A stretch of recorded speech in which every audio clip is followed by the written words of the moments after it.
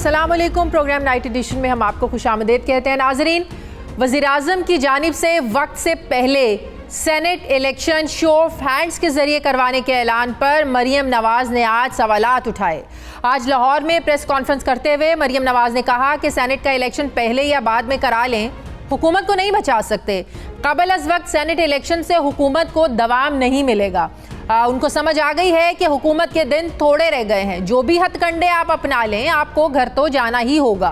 मरीम नवाज़ ने यह भी कहा कि शो ऑफ हैंड्स के खिलाफ वो लोग नहीं हैं, लेकिन इस ऐलान के पीछे शफाफियत मकसूद नहीं। मरीम नवाज़ ने यह एतराज़ भी उठाया कि जब चेयरमैन सेनेट के खिलाफ तहरीक अदम एतमाद आपको उस वक्त आपको शो ऑफ हैंड्स याद नहीं आया। शो ऑफ हैंड्स के लिए आईनी तरमीम की ज़रूरत है। इसे ऑर्डिनेंस के ज़रिए बिल्डोज नहीं किया जा सकता। अगर कोई आईनी तरमीम करनी भी है तो ये पार्लियामान का काम है। सुप्रीम कोर्ट ऑफ पाकिस्तान सिर्फ इसकी तशरीह कर सकती है, लेकिन ना तो वो नया कानून बना सकती है, ना ही इसमें तरमीम कर सकती है। अब एक तरफ पीडीएम हुकूमत को असम्बलियों से मुस्ताफ़ी होने की धमकी दे रही है, तो दूसरी तरफ हुकूमती वुज़रा वाज़े अल्फाज में ये कह रहे हैं कि वो अपोजिशन की जानिब से खाली की गई नशस्तों पर ज़िम्नी इंतखाबात करवा देंगे। नाज़रीन, मुझे ज्वाइन किया वफाकी वज़ीर बराए science and technology Fawad Chaudhry साहब ने। अस्सलाम वालेकुम, बहुत बहुत शुक्रिया फवाद चौधरी साहब आपका। फवाद चौधरी साहब, अपोजिशन के लाहौर के जलसे के बाद जैसे ही अपोजिशन ने इस्तीफ़ा और लॉन्ग मार्च का ऐलान किया, तो 2 दिन के बाद जो काबीना का इजलास हुआ, जिसके बाद ये खबर सामने आई कि फवाद चौधरी ने वज़ीर-ए-आज़म को ये तजवीज़ दी है कि जो सेनेट के इलेक्शन है वो 1 महीना पहले करवा दिए जाएँ। तो अपोजिशन इस पे तिलमिला उठी। अपोजिशन तनकीद कर रही है कि ऐसी कौन सी आफत आ गई, ऐसी क्या हुकूमत को जल्दी पड़ गई कि वक्त से पहले जो है ना इंतखाबात करवाने चाहती है। नंबर 1। नंबर 2, अगर मैं आपसे पूछूं कि जो आपने तजवीज़ दी प्राइम मिनिस्टर को, इसके पीछे सोच क्या थी आपकी? देखिए, पहली बात तो ये कि तजवीज़ तो नहीं, ये तो आइन का आर्टिकल 224 सब आर्टिकल 3 है जो बड़ा वाज़ेह है। वो कहता है कि आप जो सेनेट के इलेक्शंस हैं वो 30 दिन से पहले जो है वो करवा सकते हैं, यानी 30 दिन तक जो है वो आप इलेक्शन पहले करवा सकते हैं। तो मैंने तो एक्चुअली सिर्फ ये बताया था कि ये भी एक आईनी शिक है जिसको इस्तेमाल किया जा सकता है फवाद ने। और उसका जो बुनियादी नुक्ता जो है वो तो जाहिर है कि देखिए, ये तमाम जो खेल अपोजिशन रचा रही है वो सेनेट का इलेक्शन, उनका ख्याल है कि इससे हम डिस्टर्ब कर पाएंगे, क्योंकि सेनेट के इलेक्शन में इस बार जो पीटीआई की तकरीबन 40 सीटें जो हैं वो सामने हैं, और ये पाकिस्तान की तारीख में इतनी बड़ी जो मेजॉरिटी है वो कभी किसी पार्टी को नहीं मिली है। तो जिसकी वजह से जाहिर है कि अपोजिशन की एक कोशिश है कि वो ये मेजॉरिटी जो है वो ना लेने दे, और उन्होंने ये सारा खेल लगाया। और अगर हम सेनेट के इलेक्शन करवा जाते हैं तो वैसे तो अपोजिशन की तहरीक को लाहौर के जलसे से वैसे ही उनका बेड़ा गर्क हो गया, लेकिन ये है कम से कम कि इससे और जो रही से कसर है वो भी पूरी हो जाती है। तो अगर अपोजिशन अब और पहले अपने इस्तीफों का ऐलान कर देती है, फिर तो आप लोगों के पास कोई ऑप्शन नहीं रहेगा। 11 फरवरी से पहले, 12 फरवरी से पहले तो आप लोग इलेक्शन नहीं करवा सकते ना। फिर आप लोग क्या करेंगे अगर इनकी तरफ से इस्तीफे पहले आ जाते हैं? Then what?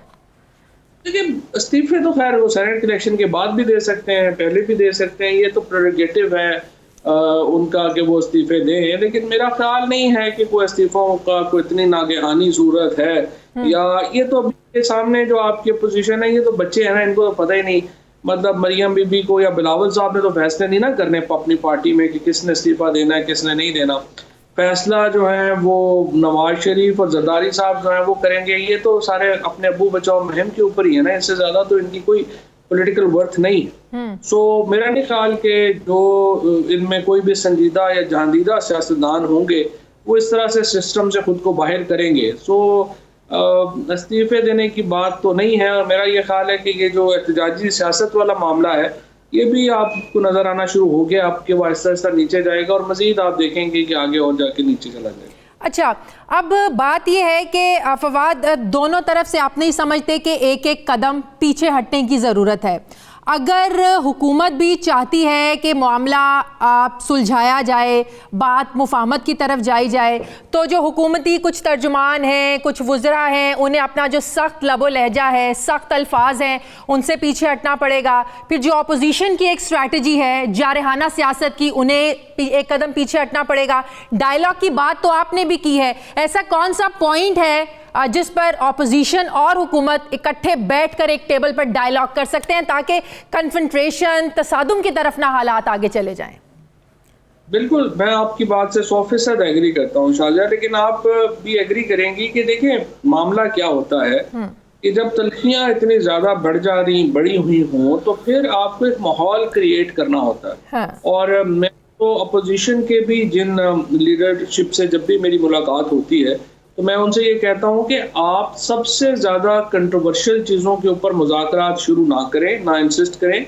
हम उन बातों पे अपने मुज़ाकरा शुरू करें जिनमें के सुलह होने का या एक पॉइंट पे आने का इम्कान है। मिसाल के तौर के ऊपर ये इलेक्टोरल रिफॉर्म्स हैं, फॉर एग्जांपल सेनेट के इलेक्शन आ रहे हैं, हमने ये तजवीज़ दी है कि सेनेट का वोट जो है उसको सीक्रेट के बजाय ओपन कर दिया जाए और उसके में हॉर्स ट्रेडिंग का खात्मा होगा। उसके नतीजे में जो पोलिटिकल पार्टीज को शिकायत होती है कि हमारे लोगों को खरीद लिए जाते हैं वो ख़त्म होगी और एक अच्छी और सेहतमंदाना रवायत जो है वो आगे बढ़ेगी।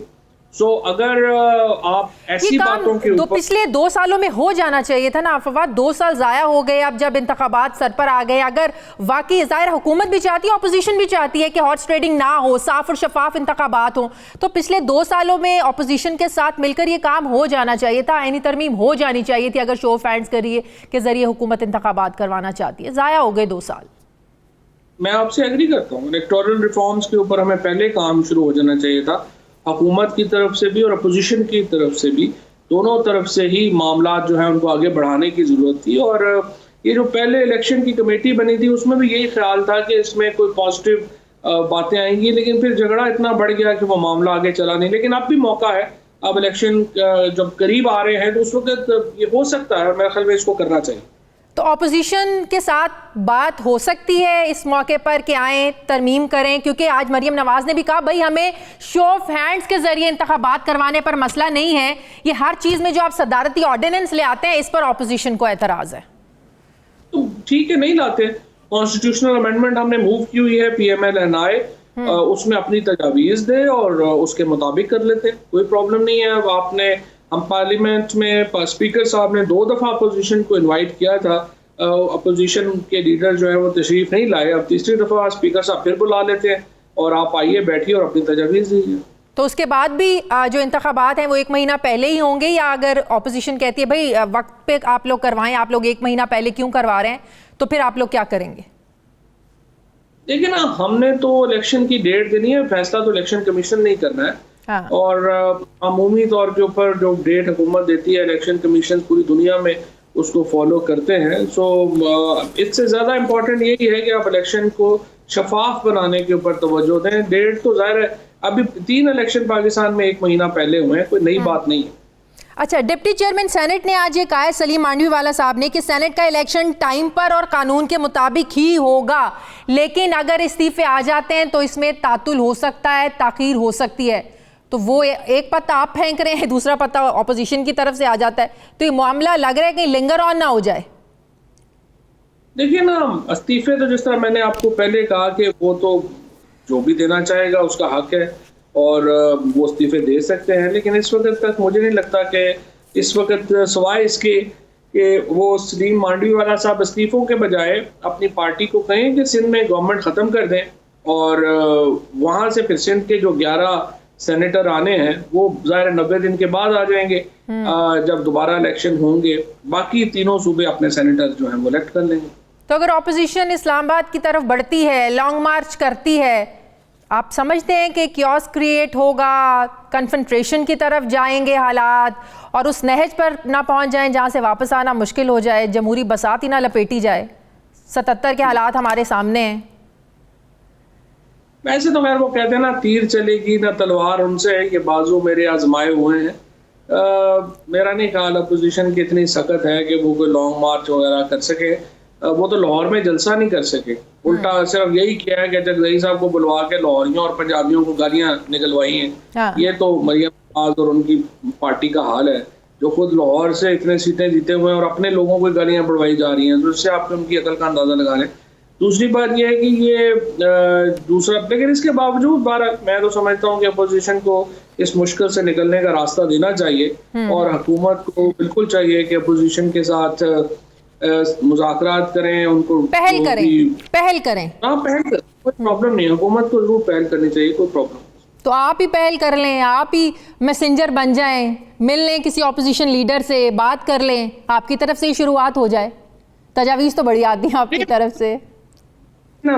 वो बात यह है कि जैसे मैंने अर्ज किया आपको, इलेक्टोरल रिफॉर्म्स एक ऐसा मामला है जिसके ऊपर हुकूमत और अपोजिशन में राब्ता होगा भी, और जो स्पीकर साहब हैं उनका जो ऑफिस है वो इस काम के लिए सूटेबल भी है, और मेरे ख्याल में हमें पार्लियामेंट को ही मरकज़ बनाना चाहिए अपने निगोशिएशंस का। तो मुझे उम्मीद है अपोजिशन उसको पॉजिटिवली लेगी और हम इलेक्टोरल रिफॉर्म्स के ऊपर आगे बढ़ सकेंगे। सही। आखिरी सवाल, आपने भी देखा होगा मीडिया पर ये जो खबर चल रही है, भारतीय वज़ीर आज़म नरेंद्र मोदी ने नवाज शरीफ को उनकी वालिदा की वफ़ात पर एक ताज़ियती ख़त लिखा है, लेकिन वो ख़त लंदन में उनको नहीं भेजा गया, वो लाहौर भेजा है, जाती उमरा में भेजा है। बज़ाहिर तो ये ख़त है उनकी वालिदा की वफ़ात पर ताज़ियत के लिए।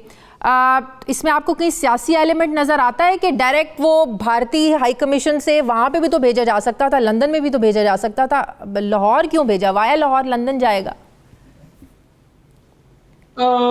देखिए ये तो मेरे ख्याल एक फॉर्मल उन्होंने भेजा होगा, खैर वो उनके पहले रेवेंट में आ भी चुके हैं, उनके ताल्लुकात भी हैं, तो ताज़ियत का ख़त है वो अच्छी बात है, ये तो इतना तो ताल्लुक होना चाहिए, इससे क्या फ़र्क।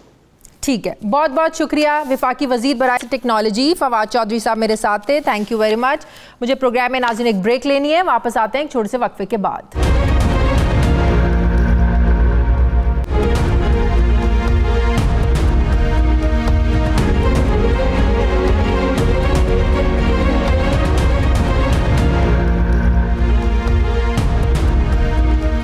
ब्रेक के बाद एक बार फिर से आपको खुशामदीद कहते हैं। पाकिस्तान पीपल्स पार्टी की रहनुमा शाज़िया मरी साहिबा ने मुझे ज्वाइन किया। अस्सलाम वालेकुम, बहुत बहुत शुक्रिया शाज़िया मरी साहिबा आपका। शाज़िया मरी साहिबा, आइन में एक चीज़ तो वाज़े है, कल से मुख्तलिफ माहिरीन ने जो कवानीन हैं वो भी ये बात कर रहे हैं कि आइन का आर्टिकल 224 उसकी क्लॉज 3 के तहत जो सेनेट के इलेक्शन है ये मुकर्ररा वक्त से 1 महीना पहले करवाए जा सकते हैं। तो इसके बाद फिर अपोजिशन का ये एतराज़ कह लें, एहतजाज कह लें, तहफ़्फ़ुज़ात उनके कह लें कि क्यों हुकूमत करवा रही है, तो ये बिला जवाज़ हो जाता है, नंबर 1। नंबर 2, अब बात रह जाती है शो ऑफ हैंड्स के ज़रिए इंतखाबात करवाने की, जिस पर आज मरीम नवाज़ ने ये कहा कि उन्हें ये मसला नहीं है कि शो ऑफ हैंड्स के ज़रिए हुकूमत क्यों करवा रही है, अगर मसला है तो वो ये है कि आप सदारती ऑर्डिनेंस को बीच में क्यों ला रहे हैं, इसके ज़रिए आप क्यों करवा रहे हैं।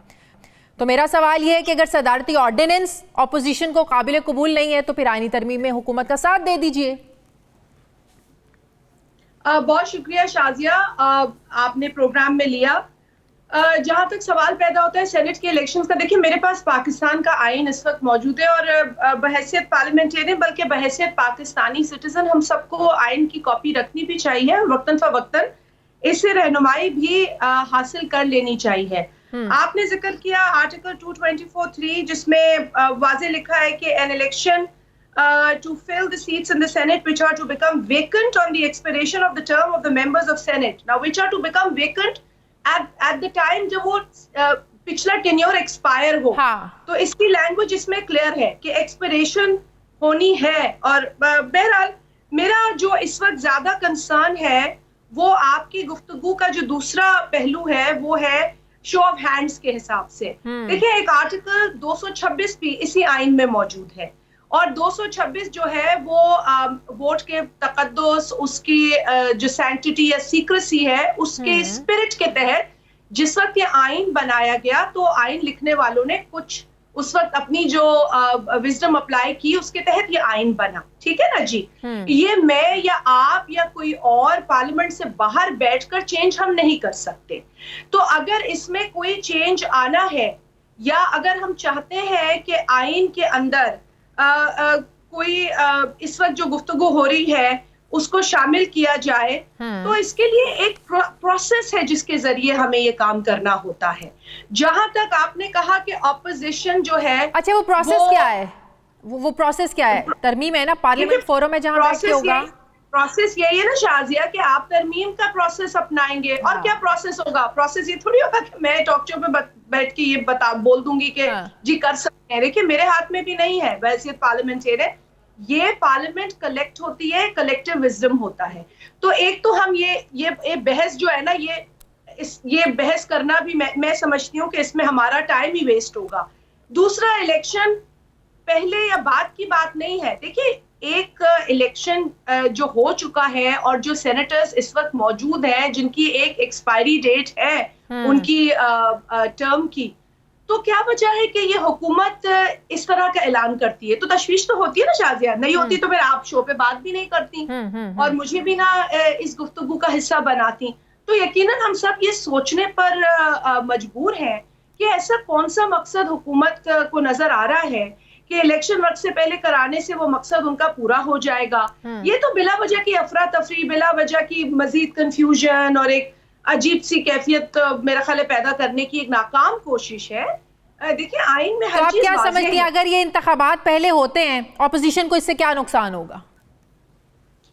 देखिए, मैं इस वक्त फायदे नुकसान की बात नहीं करी, मैं इस वक्त सोच रही हूँ शाजिया उसूल की बात।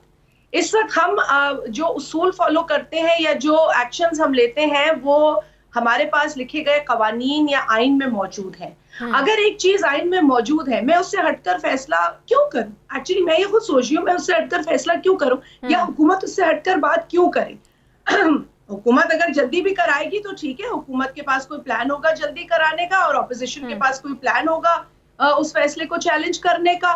लेकिन बहस इस वक्त ये है कि हुकूमत वो काम क्यों नहीं कर रही जो उसे करने चाहिए, बल्कि आपकी और मेरी इस डिस्कशन के दौरान ही आप देख रही हैं कि कभी पेट्रोल की कीमतों में इजाफा हो जाता है, कभी गैस की शॉर्टेज हो जाती है, कभी बेरोजगारी में मजीद जो हमारी शरह है उसमें इजाफा हो जाता है। तो हुकूमत अपने उन कामों पर गौर क्यों नहीं कर रही?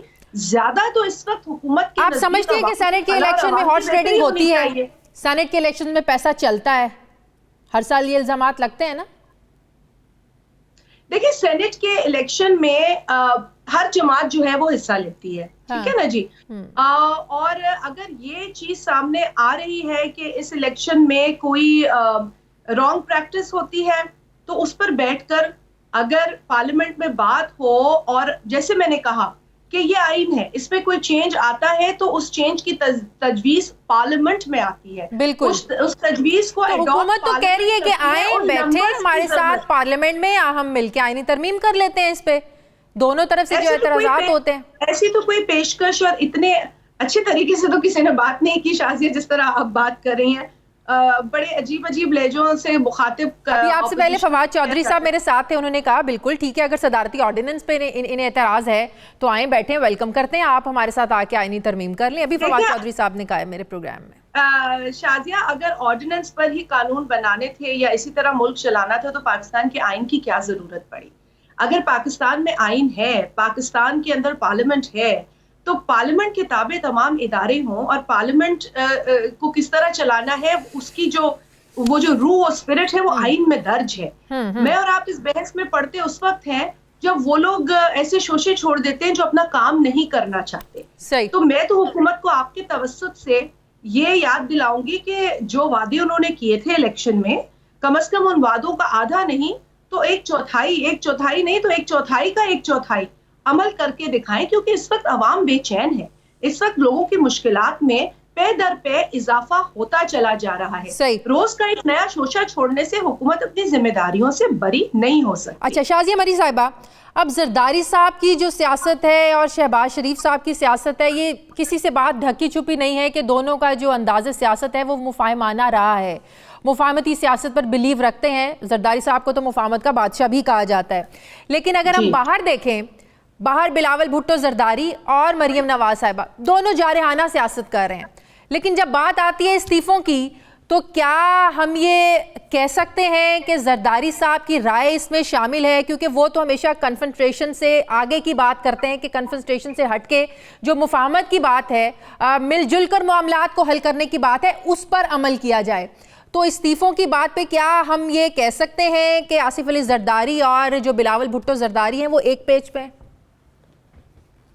शाजिया, एक्चुअली आपने बहुत ही अच्छी बात की है और मेरा ख्याल है ये बात वाकई किसी से ढकी छुपी नहीं है कि आसिफ अली जरदारी साहब को मुफाहमत का चैंपियन माना जाता है और उन्होंने मुफाहमत को हमेशा तरजीह दी है, पूरी कोशिश की है कि जिस तरीके से पाकिस्तान का आइन एक मुफाहमती अमल के तहत हमारे शहीद प्राइम मिनिस्टर जुल्फ़िकार अली भुट्टो ने उसको अप्रूव कराया, इसी तरीके से पाकिस्तान में जो सियासी अमल है जिसकी बुनियाद मुफाहमत पे उस वक्त मुफाहमत के तहत उस वक्त रखी गई थी जब शहीद मोहतरमा बेनज़ीर भुट्टो साहिबा और मियां मोहम्मद नवाज शरीफ साहब ने लंदन में मीटिंग की थी। तो उसके बाद इस अमल को जरदारी साहब ने जो है वो इम्प्लीमेंट किया, उसको अमली जामा, इस पूरे कॉन्सेप्ट को उन्होंने एक बार फिर पहनाया और हमने देखा कि बड़ी कामयाबी भी हुई और एक इस्तेहकाम भी पाकिस्तान में सियासी सतह पर देखा गया। आपने देखा कि पाकिस्तान पीपल्स पार्टी के दौर में कोई सियासी कैदी नहीं था, हमारे इख्तलाफात थे लोगों से, लेकिन कभी हमने इस तरह का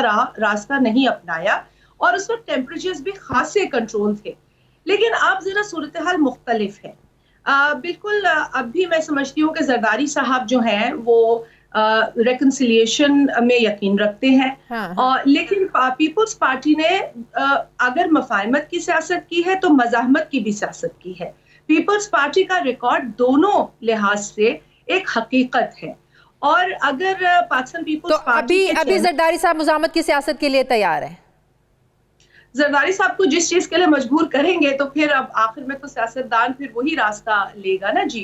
अगर आगे से मफाहमत की पेशकश या मफाहमत को गलत रंग दिया जाएगा और उसको बार बार ये कह दिया जाएगा आप एनआरओ मांग रहे हैं, आप मफाहमत को एनआरओ बना दें, तो फिर तो जारी बात है अगर आप उसको गाली कहेंगे मफाहमत को तो फिर कौन शरीफ आदमी आपके साथ बैठकर बात करना चाहेगा। मैं अगर आपसे इस तरह बात ना करूं जिस तरह इस वक्त मैं कर रही हूं और दूसरा अंदाज अपनाऊं तो आप भी मुझे शो पे शायद लेते हुए सोचेंगी कि यार मैं जाके 2 गोलियां पैनाडोल की खानी पड़ेंगी। तो बेहतर ये होता है कि अगर इंसान को किसी के साथ रेकंसाइल करना है तो इट्स अ 2-वे ट्रैफिक। सही तो बिल्कुल सही। इज्जत लेने और देने का एक अमल very true, give and take होता है और उन्हें इज्जत मिली और ये अमल नो डाउट ये गिव एंड टेक होता है। बिल्कुल सही कह रही हैं आप। अच्छा एक बात तो वाज़ेह है शाजी मरी साहिबा कि वज़ीर आज़म साहब जो है वो स्टेप डाउन नहीं करेंगे, ये वाज़ेह अल्फाज में प्राइम मिनिस्टर साहब की भी यही राय है। जाहिर है वो क्यों करेंगे, 2014 के धरने में नवाज शरीफ साहब ने भी नहीं किया था, बिल्कुल नहीं करेंगे, हुकूमत इस्तीफे नहीं देगी। नंबर 1। नंबर 2, लॉन्ग मार्च आप लोग कर लें, क्या हासिल कर लेंगे? पिछले साल मौलाना भी गए थे, बैठे, जो मुतालिबात लेके गए थे वो हाथ में मुतालिबात लेकर वापस चले गए। क्या होगा? आप लोग इस्तीफे भी दे देंगे, लॉन्ग मार्च भी कर लेंगे, वहां जाके बैठ भी जाएंगे, क्या होगा? हुकूमत तो नहीं पीछे हट रही है। शाज़िया इस्तीफे देना पाकिस्तान पीपल्स पार्टी की अगर एक जमात की राय पूछें तो यकीनन एक मुश्किल अमल होता है। हाँ। क्योंकि एक बड़े प्रोसेस से पार्लियामेंटेरियंस आते हैं, अवाम के वोट लेकर आते हैं, अवाम की उम्मीदें होती हैं और हमारी पूरी ये कोशिश होती है कि हुकूमत में हो तो जो कुछ हमसे हो सके हम काम करें और अगर हुकूमत में ना हो तो बहसीत ऑपोजिशन लोगों के मसाइल को पार्लियामेंट में उजागर करें। लेकिन इस वक्त देखा यह गया है कि पार्लियामेंट के अंदर भी एक बड़ी अजीब सी एक एनवायरनमेंट क्रिएट कर दी गई है, वहां बात करने का मौका नहीं मिलता। अगर किसी एक अवामी इशू पे बात करते हैं तो एक जिम्मेदार पोजीशन पे फाइज एक मिनिस्टर इस तरह के रवैये और इस तरह के लहजे में बात करते हैं कि हम हैरान हो जाते हैं कि इस मुल्क में अपोजिशन और गवर्नमेंट रही है, लेकिन ये फिर हमें पुराना वक्त जो 90s में सुनते हैं कि जी इतनी बुरी सियासत हो गई थी कि उसके बाद सबक सीखा। तो मेरा ख्याल है कि पार्लियामेंट को एक्टिव रखें, पार्लियामेंट को इफेक्टिव रखें। ऑपोजिशन ये चाहती है कि हम अपना रोल पार्लियामेंट में अदा करें, लेकिन हमें मजबूर करेंगे तो फिर इस्तीफों की तरफ जाएंगे। गो कि जिस तरह मैंने कहा कि पीपल्स पार्टी के लिए ये कोई बेस्ट आइडियल ऑप्शन नहीं है। हम जानते हैं कि हमें ऑपोजिशन भी डट के करनी है और हुकूमत भी मिली तो वो भी लोगों की खिदमत करते हुए हमें करनी है। तो ये हमें अंदाजा है, लेकिन इस वक्त की हुकूमत सुनने को तैयार नहीं, सहाफी अपनी बात लिख नहीं सकता, सियासतदान जो ऑपोजिशन में है अपनी बात कह नहीं सकता, आवाम अपनी तकलीफों को रो नहीं सकती, तो हम क्या करें? ठीक है, बहुत बहुत शुक्रिया। पाकिस्तान पार्टी की रहनुमा शाज़िया मरी साहिबा मेरे साथ ही। नाज़रीन मुझे प्रोग्राम में एक ब्रेक लेनी, वापस आते हैं छोटे से वक्फे के बाद।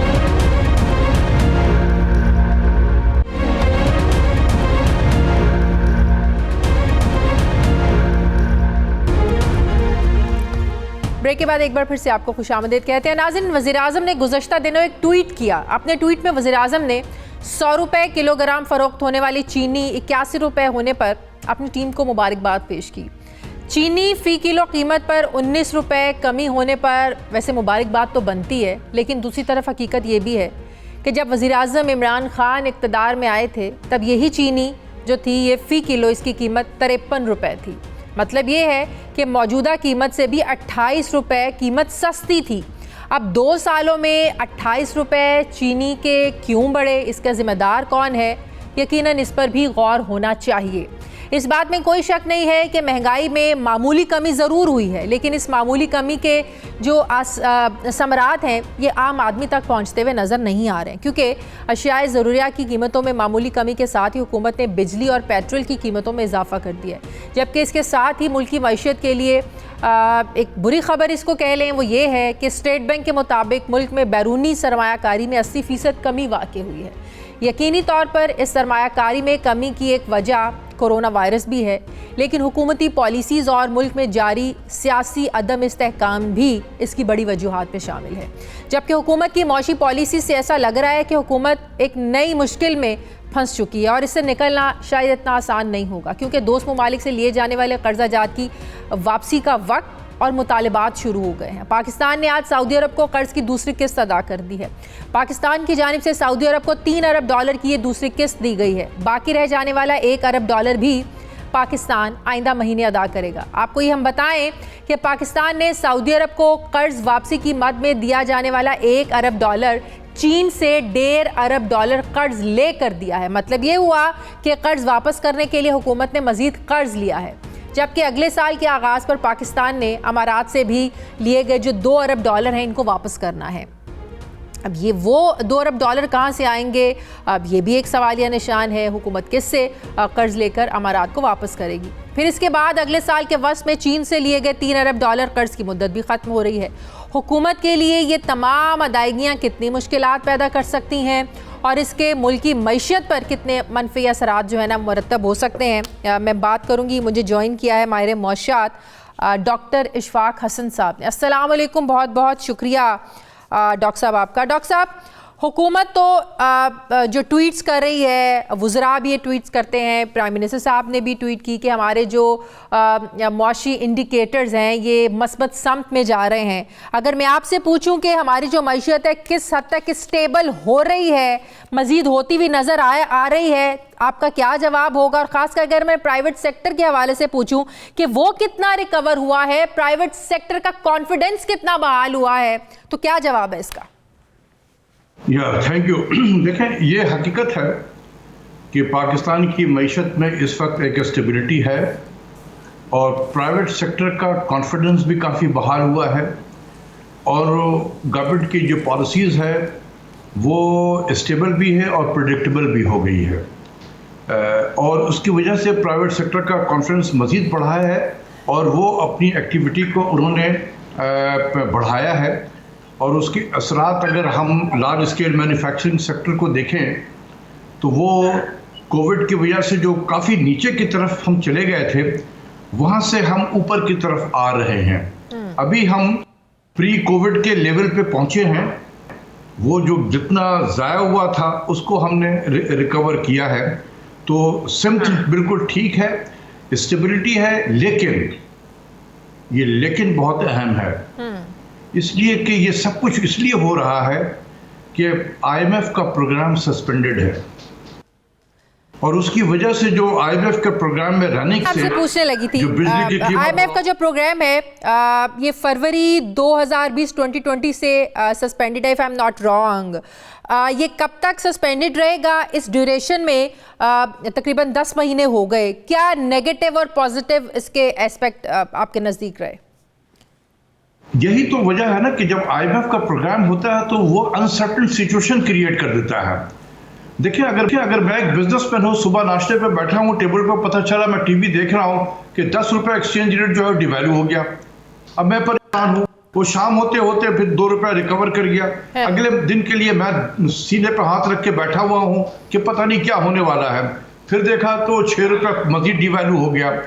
तो ये जो अनसर्टेन सिचुएशन थी जिसने प्राइवेट सेक्टर को बिल्कुल साइड लाइन पे कर दिया था, चूंकि हम IMF के प्रोग्राम में थे, अब चूंकि प्रोग्राम में नहीं है तो वो जो IMF का जो डिमांड था, इस किस्म के रैशनल डिमांड जिसको मैं कहता हूँ, वो नहीं होने की वजह से प्राइवेट सेक्टर का कॉन्फिडेंस पिछले 10 महीनों से प्रोग्राम सस्पेंडेड है।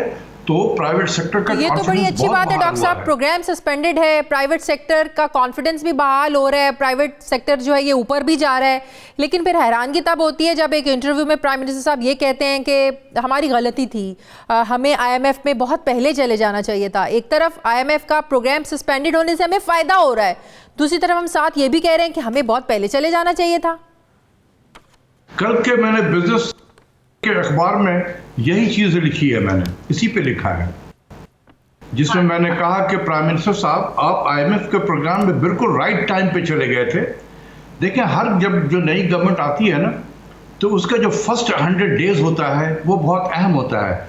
जितने टॉप प्रायोरिटी के काम होते हैं तो वो उस 100 डेज में वो मुकम्मल करते हैं।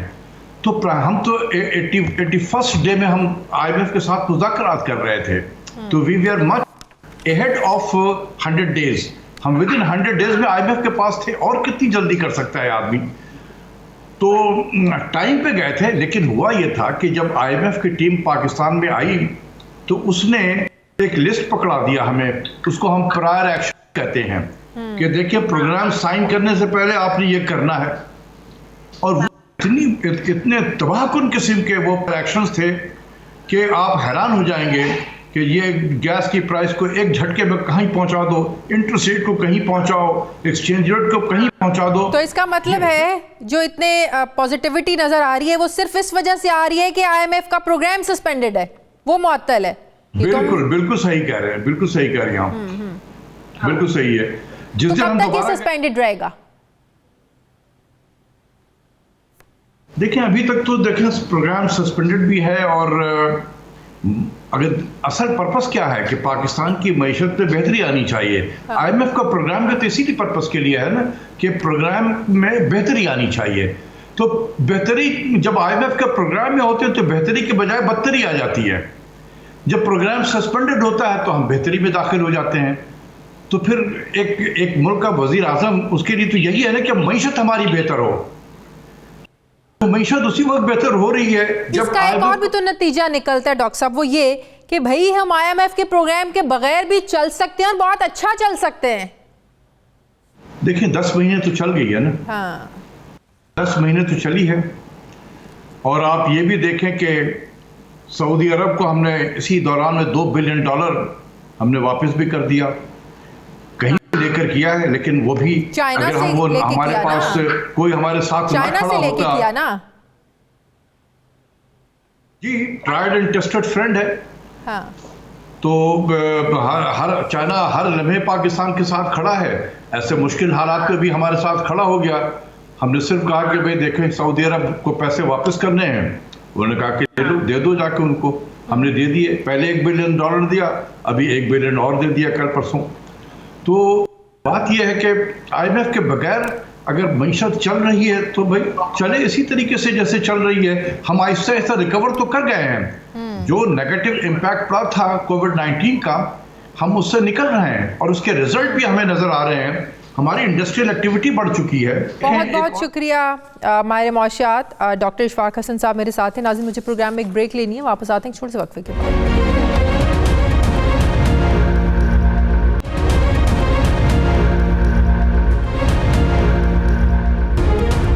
ब्रेक के बाद एक बार फिर से आपको खुशामदीद कहते हैं। नाज़रीन, हुकूमत की जानिब से असलहा दरामद पॉलिसी में तब्दीली की खबर हमने अपने प्रोग्राम में दी थी। हमने ये खबर ब्रेक की थी कि वजारत तिजारत ने चारों सूबों समेत तमाम जो स्टेक होल्डर्स हैं उनसे मुशावरत की और मुशावरत के बाद असलहा दरामद करने का इख्तियार सूबाई हुकूमतों को देने की सिफारिश की गई। अब इस मामले पर हमें मज़ीद अपडेट्स मौसूल हुई हैं। ज़राए ये दावा कर रहे हैं कि वज़ीर आज़म इमरान खान ने ये हिदायत जारी की हैं कि असलहा दरामद करने का इख्तियार देना, इजाज़त देने का जो इख्तियार है ये सिर्फ वफाकी हुकूमत के पास रहेगा। वजारत दाखिला मकामी तौर पर तैयार होने वाले असलहे के तहफ़्फ़ुज़ को यकीनी बनाने और फिर जो नई असलहा पॉलिसी होगी उसको बनाकर इसको वफाकी काबीना में पेश करे।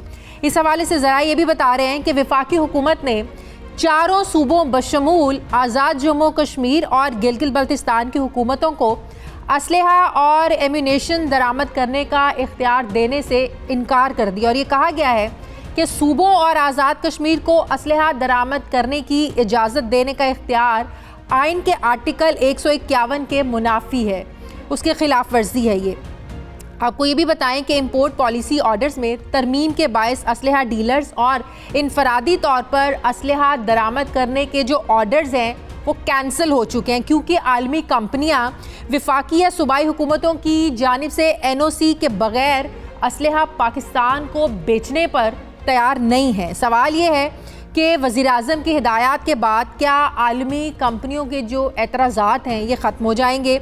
एक और ख़बर हम आपको बताएं वो ये कि वफाकी वज़रा के मुतालबे पर वज़ीर आज़म ने फाटा में पोस्ट की काश करके अद्वियात साजी की तैयारी के लिए 3 रुकनी कमेटी कायम की है। कमेटी अपनी सिफारिशात ये भी वफाकी काबीना को पेश करेगी। हुकूमत के लिए ये इक़दाम कितना फ़ायदेमंद साबित हो सकता है, इस पर मैं बात करूँगी इस्लामाबाद के ब्यूरो चीफ सुहेल इकबाल भट्टी से। अस्सलाम वालेकुम, बहुत बहुत शुक्रिया सुहेल इकबाल भट्टी आपका। बिलाखिर सुहेल, वफाकी हुकूमत ने असलहा इंपोर्ट करने का इख्तियार सूबों को इसकी इजाज़त देने से जो है ना वो इनकार कर दिया है। इसकी इजाज़त देने का जो इख्तियार होगा अब ये वफाकी हुकूमत के पास होगा, लेकिन जो पहले के ऑर्डर्स दिए जा चुके हैं इनफरादी तौर पर और जो सूबों की तरफ से ऑर्डर्स दिए जा चुके हैं जो कैंसिल किए हैं, उसका नुकसान तो होगा। उस नुकसान को कौन पूरा करेगा फिर? शाजिया, यकीनी तौर के पर बहुत नुकसान होगा और वफाकी हुकूमत की जानिब से ही इंपोर्ट पॉलिसी ऑर्डर 2020 के ज़रिए से NOC देने की शर्त ख़त्म की गई। उसके बाद असलहा डीलर्स ने और इंडिविजुअल्स ने असला आलमी मार्केट से ख़रीदने के लिए ऑर्डर्स किए, ऑर्डर कैंसिल हो चुके हैं। उसके बाद ये जब मामला दोबारा वफाकी हुकूमत के तवज्जो में लाया गया, 5 माह तक इस मामले के ऊपर मुशावरत की गई।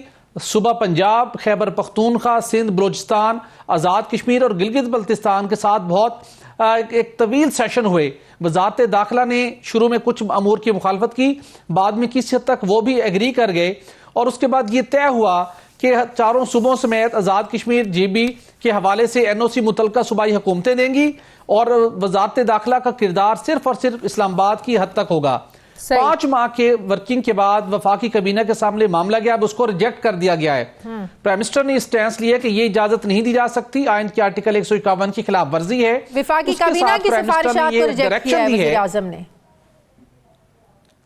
जी बिल्कुल, सूबों की सिफारिशात और सूबों का ये पुरजोर मुतालबा था। बिलखुसूस 18वीं तरमीम के बाद सूबे ये समझते हैं कि ये इख्तियार अब हमारे पास होना चाहिए, तहम ये उनकी सिफारिश, उनका मुतालबा मुस्तरद कर दिया गया है। इसके साथ प्राइम मिनिस्टर ने ये वाज़ेह डायरेक्शन दी है कि जो हमारी लोकल असले की इंडस्ट्री है, बिलखुसूस वो इलाके जो फाटा के अंदर इजला में शामिल होते हैं, जहां पे असले तैयारी, असले की प्रोडक्शन की बहुत बड़ी सनत है, प्राइम मिनिस्टर ने ये डायरेक्शन दी है कि हमें उसको सपोर्ट करना है, लोकल इंडस्ट्री की प्रोटेक्शन करनी है और बिलखुसूस जो फाटा के इलाकों में जो असले के मैन्युफैक्चरर्स हैं उनको हमने उनकी वैल्यू एडिशन करनी है, उनकी क्वालिटी बेहतर करनी है और उसके साथ साथ वैल्यू एडिशन करनी है ताकि वो भी compete कर सकें और उनकी मसनूआत भी एक्सपोर्ट की जा सकें या मुल्क की ज़रूरियात के तहत उनको यहां पर भी खरीदा जा सके। उनकी भी बाज़ाब्ता तौर के ऊपर हदायत की गई है। इसके साथ प्राइम मिनिस्टर ने एक और हदायत की है, चूंकि हुकूमत नई असला पॉलिसी लेके आ रही है, वजारत दाखिला ने इस बात की तस्दीक की है, ये पॉलिसी तैयार कर ली गई है, जल्द वफाकी kabina में पेश की जाएगी। तो प्राइम मिनिस्टर ने हिदायत दी है कि जो असला आलमी मार्केट से खरीदने के लिए NOC की कंडीशन है, उसका जो मसला हल करना है वो नई पॉलिसी में शामिल करके नई समरी kabina के सामने पेश की जाए। लेकिन ये तय कर लिया गया है कि सूबों को वफाकी हुकूमत ये इजाजत देने का इख्तियार NOC आपको सूबों से नहीं, अब आपको विफाक से लेना होगा अगर आपको असलहा इंपोर्ट करना है।